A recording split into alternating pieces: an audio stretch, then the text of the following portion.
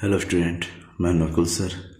और आज आपको मैं अपने चैनल में लेके आया हूँ आपके लिए क्लास 12 स्टूडेंट्स के लिए अति महत्वपूर्ण बहुविकल्पीय प्रश्न। इसमें शामिल है इकोनॉमिक्स में 25 सबसे ज़्यादा एग्जाम में पूछे जाने वाले बहुविकल्पीय प्रश्न। आपके लिए बहुत ज़्यादा इंपॉर्टेंट होने वाला है ये वीडियो, इसलिए लास्ट तक देखिएगा। चैनल को सब्सक्राइब नहीं किया है तो सब्सक्राइब जरूर कर लीजिएगा। Class 12 25 most important MCQs types question 1 by 1 with question answer. देखते रहिए मेरे साथ। चलिए सबसे पहले क्वेश्चन की बात करें। क्वेश्चन है मांग की लोच के कितने प्रकार होते हैं। सबसे पहले तो मांग की लोच के कितने प्रकार होते हैं, यानी कि मांग की लोच की श्रेणी आपने पढ़ा होगा कि मांग की लोच की कितनी प्रमुख श्रेणियाँ होती हैं। 5 प्रमुख श्रेणियाँ होती है। कौन कौन सी? सापेक्षता लोचदार, सापेक्षता बेलोचदार, इकाई लोचदार, पूर्णतः लोचदार और पूर्णतः बेलोचदार। नेक्स्ट क्वेश्चन है उत्पत्ति ह्रास नियम के लागू होने के मुख्य कारण क्या है। किस कारण से उत्पत्ति ह्रास का नियम लागू होता है। ऑप्शन इज साधनों की सीमितता, साधनों का अपूर्ण स्थानापन्न, 1 और 2 दोनों, इनमें से कोई नहीं। तो ध्यान में उत्पत्ति ह्रास नियम लागू होने का कारण है कि हमारे साधन सीमित होते हैं और साधनों का अपूर्ण स्थानापन्न नहीं, साधनों का सीमित होना हमारा बेस्ट आंसर है। ठीक है ना, कि हमारे साधन क्यों है, क्योंकि साधन सीमित है, हम इसको अनलिमिटेड मात्रा में नहीं बढ़ा सकते। अब क्वेश्चन नंबर 3, गॉसियन का पहला नियम कौन सा है। गॉसियन का पहला नियम आपने पढ़ा हुआ गॉसियन के नियम के बारे में। गॉसियन का पहला नियम आए जिसमें ऑप्शन दे रखा मांग का नियम, सीमांत उपयोगिता ह्रास नियम, सम सीमांत उपयोगिता नियम, उपभोक्ता का नियम। तो का राइट आंसर इज सीमांत उपयोगिता ह्रास नियम। ये गॉसियन का पहला नियम है, फर्स्ट नियम। और दूसरा नियम है सम सीमांत उपयोगिता का नियम। ये दूसरे गॉसियन का दूसरा नियम है, ध्यान में रखना है आपको। नेक्स्ट क्वेश्चन, क्वेश्चन नंबर 4, बाजार के वर्गीकरण का आधार क्या होता है। बाजार के वर्गीकरण का आधार है पूर्ण प्रतियोगिता, अपूर्ण प्रतियोगिता, शून्य प्रतियोगिता, ये सभी। तो ध्यान में रखिए ये तीनों ही बाजार के वर्गीकरण का एक प्रकार है। इसका आंसर आपका कौन सा है? सभी। नेक्स्ट क्वेश्चन, प्रवाह है एक, प्रवाह क्या है। प्रवाह मतलब फ्लो। फ्लो क्या होता है? स्थैतिक है, गत्यात्मक है, ए और बी दे है। स्थैतिक और गत्य, स्थैतिक मतलब स्थिर रहना, गत्यात्मक मतलब परिवर्तित होते रहना। प्रवाह परिवर्तनशील होता है, अतः इसका आंसर होगा गत्यात्मक धारणा। ठीक है। नेक्स्ट क्वेश्चन है इनमें से कौन एक चक्रीय प्रवाह के प्रकार है। आपको चक्रीय प्रवाह के बारे में बताना है। कौन सा चक्रीय प्रवाह का प्रकार है? आंसर है वास्तविक प्रवाह, मुद्रा प्रवाह, ए और बी दोनों, और इनमें से कोई नहीं। तो चक्रीय प्रवाह में वास्तविक प्रवाह भी शामिल होता है जो कि प्रवाह का ही प्रकार है, और मौद्रिक प्रवाह भी। तो आपका आंसर होगा ए और बी दोनों। ठीक है। अब हम नेक्स्ट क्वेश्चन की तरफ बढ़ते हैं। नेक्स्ट क्वेश्चन क्या दे रखा है? क्वेश्चन नंबर 7, उत्पादन के साधन क्या क्या है। भूमि है, श्रम है, पूंजी है, ये सभी है। तो उत्पादन के साधन तीनों है। द आंसर इज सभी, 4th वाला। अवसर लागत का वैकल्पिक रूप में हम कह सकते हैं अवसर लागत एक आर्थिक लागत है। ठीक है, राइट आंसर इज आर्थिक लागत। मौद्रिक लागत में निम्नलिखित में से किसे सम्मिलित किया जाता है। मौद्रिक लागत में निम्नलिखित में से किसे सम्मिलित किया जाता है? तो कौन सा है? सामान्य लाभ है, व्यक्त लागतें हैं, अव्यक्त लागतें हैं, उपयोग सभी।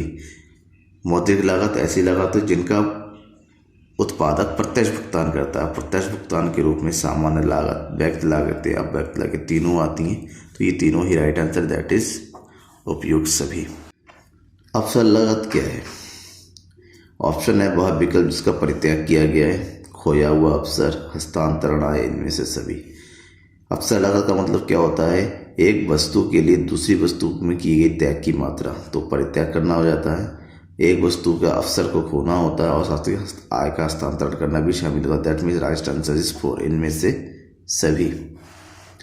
AR प्रदर्शित किया जाता है। AR का फार्मूला इसमें दे रखा है, TR upon Q, delta Q upon P, delta TR upon delta Q, इनमें से कोई नहीं। तो right answer is TR upon Q. किस बाजार में औसत आय सीमांत आय के बराबर होती है? यानी कि आपका AR इक्वल टू MR कौन से मार्केट में होती है ये बताना है। ऑप्शन इज पूर्ण प्रतियोगिता, अल्पाधिकार, अपूर्ण प्रतियोगिता, एकाधिकार। द राइट आंसर इज पूर्ण प्रतियोगिता में औसत आगम और सीमांत आगम दोनों ही आपस में बराबर होते हैं। किस बाजार में वस्तु विभेद पाया जाता है? वस्तु विभेद का मतलब होता है एक ही बाजार में एक ही प्रकार के वस्तु में थोड़ी भिन्नता पाया जाना, चाहे वो पैकेजिंग का हो, चाहे वो गुण का हो, चाहे वो रंग का हो, चाहे वो आकार हो, वस्तु में थोड़ा सा अंतर पाया जाता है। तो ऐसे किस बाजार में ऐसा होता है? तो ऑप्शन दे रखा है शुद्ध प्रतियोगिता बाजार में, पूर्ण प्रतियोगिता बाजार में, एकाधिकार बाजार में और एकाधिकारी प्रतियोगिता बाजार में। तो इसमें राइट आंसर है शुद्ध प्रतियोगिता। पूर्ण प्रतियोगिता में एक ही वस्तु पाई जाती है, एक ही प्रकार की, इसमें कोई भी भेद नहीं होता है। एकाधिकार में एक ही विक्रेता होता है, उसके पास एक ही वस्तु होती है। तो राइट आंसर इज एकाधिकारी प्रतियोगिता बाजार। नेक्स्ट, किसी वस्तु का मूल्य निर्धारित होता है। वस्तु का मूल्य किस प्रकार से निर्धारित होता है वो बताना है। ऑप्शन दिया है मांग द्वारा, पूर्ति द्वारा, मांग एवं पूर्ति दोनों द्वारा, सरकार। बहुत ही आसान आंसर है। किसी वस्तु का मूल्य हमेशा वस्तु की मांग और वस्तु की पूर्ति के द्वारा निर्धारित होती है। That is right answer is third. बाजार मूल्य संबंधित होता है अति अल्पकालीन मूल्य से, सामान्य मूल्य से, स्थायी मूल्य से, इनमें से सभी। बाजार मूल्य ऐसा मूल्य होता है तो बाजार के में डेली मांग और पूर्ति के द्वारा ये जो है हमें बदलता रहता है। दैट मीन्स एक अति अल्पकालीन मूल्य से है। इसका मतलब क्यों? क्योंकि बाजार मूल्य जो है मांग पूर्ति के अनुसार तुरंत बदलता रहता है। सामान्य मूल्य स्थायी होता है, ये नहीं बदलता है जल्दी से। तो इसका सही आंसर होगा अति अल्पकालीन मूल्य से। स्थायी पूंजी के उपभोग को क्या कहा जाता है? स्थायी पूंजी का उपभोग, जब हम स्थायी पूंजी का उपभोग करते हैं तो उसको क्या कहेंगे? पूंजी निर्माण, मूल्यह्रास, निवेश, इनमें से सभी। तो स्थायी पूंजी का उपभोग का मतलब होता है स्थायी पूंजी की मूल्य में कमी होना, दैट इज मूल्यह्रास। Right answer is second. Next question, प्राथमिक क्षेत्र में शामिल होता है, क्या क्या शामिल होता है? कृषि, खुदरा व्यापार, लघु उद्योग, इनमें से सभी। तो सही आंसर है प्राथमिक क्षेत्र संबंध होता है कृषि से। द्वितीय क्षेत्र में निम्नलिखित में से कौन सी सेवाएं सम्मिलित है? बीमा, विनिर्माण, व्यापार, बैंकिंग। द्वितीय क्षेत्र का मतलब ऐसा क्षेत्र जिसका संबंध निर्माण से होता है। तो निर्माण में बीमा तो होगा नहीं। द राइट आंसर इज विनिर्माण यानी कि मैन्युफैक्चरिंग। लाभ का निम्नलिखित में से कौन सा घटक है? लाभांश, अवितरित लाभ, निगम लाभ का उपयोग सही। अगर आपने सही से जो है राष्ट्रीय आय वाला चैप्टर पढ़ा जिसमें लाभ की आय विधि बताया गया है, जिसमें लाभ के 3 अंगों के बारे में बताया गया होगा आपको, लाभांश, अवितरित लाभ और निगम लाभ कर, यानी कि लाभ के ये तीनों ही घटक होते हैं। तीनों को आपस में ऐड करेंगे तो वो लाभ के बराबर होगा। That means right answer is उपयुक्त सभी। राष्ट्रीय आय में निम्नलिखित में से किसे सम्मिलित किया जाता है? हस्तांतरण भुगतान को, शेयर एवं बॉन्ड की बिक्री से प्राप्त राशि को, काले धंधे से प्राप्त आय को, इनमें से कोई नहीं। हस्तांतरण भुगतान जो एक पक्षीय भुगतान होता है जैसे पेंशन वगैरह, काले धंधे से प्राप्त गैर कानूनी होता है।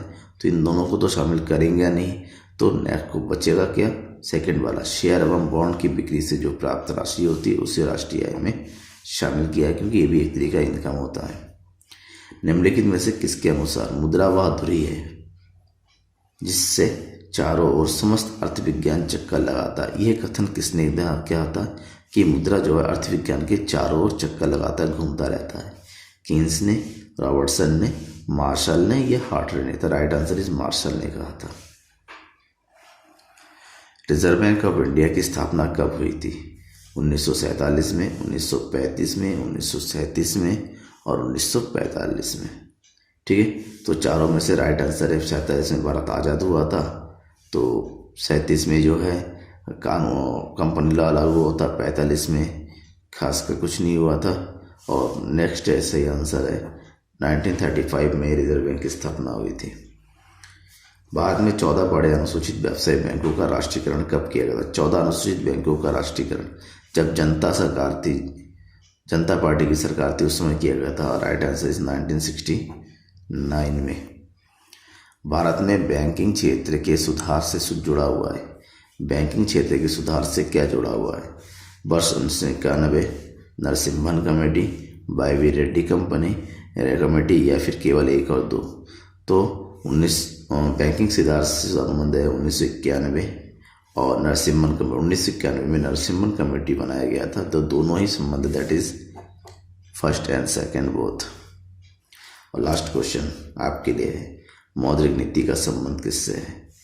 सार्वजनिक व्यय से, करों से, सार्वजनिक ऋण से, या खुले बाजार की क्रिया? मौद्रिक नीति ये निर्धारित करता है देश का सेंट्रल बैंक, हमारे इंडिया में आरबीआई, और आरबीआई सार्वजनिक व्यय नहीं करता, आरबीआई टैक्स नहीं लेता, सार्वजनिक ऋण को नहीं देता। आरबीआई करता है खुले बाजार की क्रियाओं के द्वारा बाजार में इन्फ्लेशन डिफ्लेशन को कम करने की कोशिश करता है। That is right answer is fourth.